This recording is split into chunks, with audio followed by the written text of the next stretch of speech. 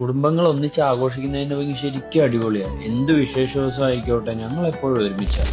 ഞങ്ങളുടെ ഇപ്രാവശ്യത്തെ ഓണം കണ്ടാലോ? പൂ പറിക്കുന്ന ചടങ്ങൊന്നും ഇല്ലെങ്കിലും വാങ്ങിച്ച പൂ കൊണ്ട് ചെറിയൊരു പൂക്കളം ഞങ്ങൾ ആദ്യം തന്നെ സെറ്റ്. പൂക്കളം ഉണ്ടെങ്കിൽ ഒരു കളർഫുൾ വൈബുള്ളൂ. വൈബ് കൂട്ടാൻ വേണ്ടി നമ്മുടെ മോണിക്കമാർ ഇവിടെ ഡാൻസ് കളിക്കുന്നു. അവസാനം ചെറിയൊരു പൂക്കളം ഞങ്ങൾ സെറ്റാക്കി. കൊള്ളാവോ കാണാൻ? ഇനി നല്ല മലയാള തനിമയുള്ള ഞങ്ങളുടെയൊക്കെ അരങ്ങേറ്റം, അല്ലെങ്കിൽ സെറ്റ് സാരിയിലും മുടിലൊക്കെ കാണാൻ ഒരു പ്രത്യേക ഭംഗിയാണ് എല്ലാവരും. ഫോട്ടോ സെക്ഷൻ നമുക്ക് മെയിൻ അല്ലേ, കഷ്ടപ്പെട്ട് ഒരുങ്ങുന്നത് തന്നെ അതിന് വേണ്ടിയിട്ടാണല്ലോ. എല്ലാവരുടെയും ഫോട്ടോയൊക്കെ എടുത്തു കൊടുത്ത് വെയിൽ കൊണ്ട് ഒരു വിധായി. ഇനിയാണ് ഞാൻ കാത്തിരിക്കുന്ന ഫോട്ടോ എടുക്കാൻ പോകുന്നത്, ഞങ്ങളുടെ ഫാമിലി ഫോട്ടോ. ഈ ഫ്രെയിമിൽ കാണുന്ന ഭംഗി വേറെ എവിടെയും കിട്ടത്തില്ല. അത് എക്സ്പീരിയൻസ് ചെയ്താലേ നമുക്ക് അതിന്റെ വില മനസ്സിലാവത്തുള്ളൂ. ശേഷം എല്ലാവരുടെയും വീട്ടിലുണ്ടാക്കിയ പല പല കറികളിലുള്ള ഓണസദ്യ, എല്ലാവരും കൂടി അത് ഒരുമിച്ചിരുന്ന് കഴിക്കുന്നതിന്റെ സുഖവും അത് വേറെ തന്നെ.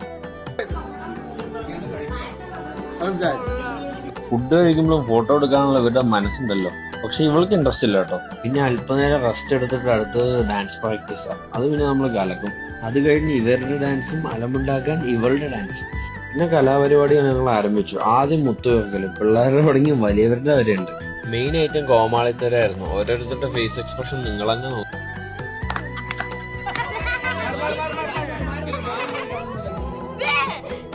ഫോൺ ചിരിച്ചിരിച്ച് ഞങ്ങൾ തന്നെ ഒരു വഴിയായി.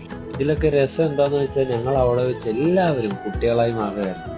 ജയിക്കാൻ വേണ്ടിയുള്ള മത്സരോട്ടവും, തോറ്റു കഴിഞ്ഞാലുള്ള പിണക്കവും, കുഞ്ഞുപ്പാന്റെ കസാരയുടെ മേലിൽ കയറിയുള്ള ഒത്തുതീർപ്പും, വല്യമ്മച്ചിയുടെ കണ്ണുകൊണ്ടുള്ള വിദ്യയും, അതേപോലെ തന്നെ ഞങ്ങളുടെ ബാക്കി അലമ്പും എല്ലാം ആ വേദി മനോഹരം. അതിലെല്ലാം വെച്ച് തന്നെ ഏറ്റവും സന്തോഷിപ്പിച്ച് ഞങ്ങൾ ഒരുമിച്ചുള്ള പാട്ടും അതേപോലെ തന്നെ ഡാൻസും, അത് മൊത്തത്തിൽ വേറൊരു ഫീലായിരുന്നു എനിക്ക് കിട്ടിയത്. ഈ ഓർമ്മകളൊക്കെ തന്നെ എന്റെ ഏറ്റവും വലിയ സമ്പത്ത് എന്ന് ഞാൻ എപ്പോഴും വിചാരിക്കുന്നു.